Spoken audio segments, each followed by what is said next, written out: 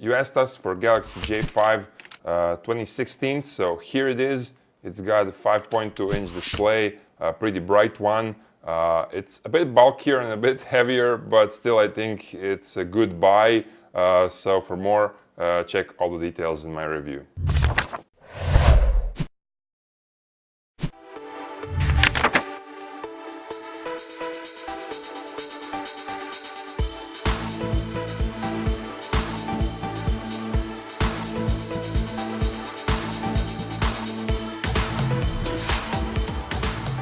It looks like your typical Samsung phone. It's pretty slim, so I need to have a back case to feel it. It's really thin, and maybe I would like something thicker. Pretty big for my hand, but I don't mind. Well, I like the color, but I would like it if it is more pinkish. And I'll buy it in some other color. All in all, it's a cool. It looks like a cool mobile. I don't know, just by seeing it. J5 2016 design isn't something spectacular. It looks like Galaxy Note 3 or Note 4 with this metal edge. The design is not very attractive if you ask me, but if you're used to on the Samsungs, it'll be good for you. The back cover is even more unattractive. It looks like covers on Lenovo smartphones, and it doesn't have a feeling when you hold it in your hand. You can remove the cover, and under the cover you'll find a large 3100 mAh battery. It'll last for 1 day, 1 day and a half of advanced usage. For less advanced users, it'll last for 2 days.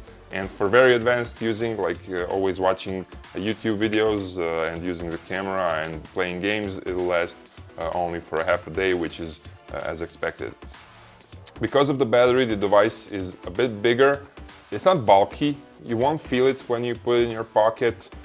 It's not too big, but it's a bit heavier, and I prefer a bit thinner smartphones. But this is what you get, and the ergonomics is really great because you have separated virtual and physical key below the screen. By double tapping this key, you start up the camera. Also, you have this lock key here, which is very precise and bumped up enough. The volume keys are also bumped up enough, so they're pretty good. And also, this is a dual SIM device, as it has 2 slots for SIM card. I'd prefer if it had a bit more thinned out edges, like on HTC 10. Anyway, the display is covered with glass, it's precise for touch, and this is a 5.2 Super AMOLED display with very bright colors. It's a bit sharpened, over sharpened, like we got used to on Samsung. It's lacking the automatic brightness sensor, so when you go outdoors, you're in direct sunlight, you won't be able to see anything, and it's not easy to find this key for outdoors. It's a bit of a disadvantage, but the resolution is okay. This is an HD resolution. On this diagonal, it's 282 ppi pixel density.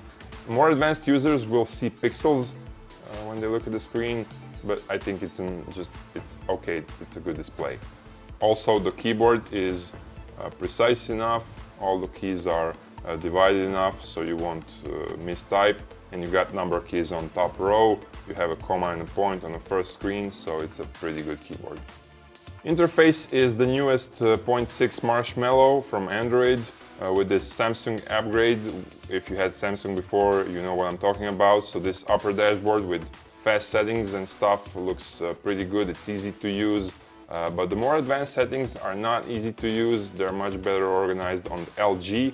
Also, you have this easy to use mode for like older people or people that don't want to have all the advanced functions of the Android. So Samsung provided this easy to use interface, simple way for using the smartphone. All the icons and everything, they look nice, and the widgets also, you can arrange them alphabetically or some other way. So the interface is nice and it works pretty fast. This is a Snapdragon 410 chipset, which is not really awesome. It's a low-end chipset, but I was surprised this device didn't got blocked, it didn't freeze, it worked very well, the camera worked very well. But for that, check my special video, how fast is J5. Front camera is 5 megapixel, the rear camera is 13 megapixel. The camera starts up after just a second and snapping is pretty fast, and you get pretty good photos from this device. Sometimes you have to snap more photos because some will be blurry, but for that, check our special video, how good are the cameras in this device, the camera review for J5. And the speaker is on the rear. Here it's pretty loud, but when you put it on a table, it won't be that good. For the speaker and sound quality and everything, check also my third special video, the sound quality on J5 2016. In the end, I can say nothing really disappointed me with the J5 2016. This is a pretty good device. It's not spectacular, but everything works good. In terms of ergonomics, you got keys below the screen. These side keys are precise for touch, so it's easy to use this device. The interface works fast, although it's a lower range chipset. I'm surprised how well it works. And the cameras are okay, they give nice photos. Sometimes you have to snap more photos because some will be blurry, but usually most of the photos are pretty good, even in low light conditions. The only thing I dislike is its design and size.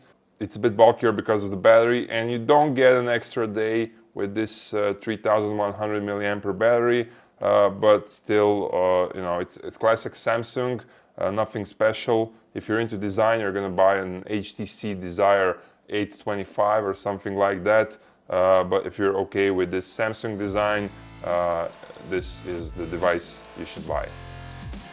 Thank you guys for watching, subscribe to our channel, and check the review on our site, Gadget Compare. Bye.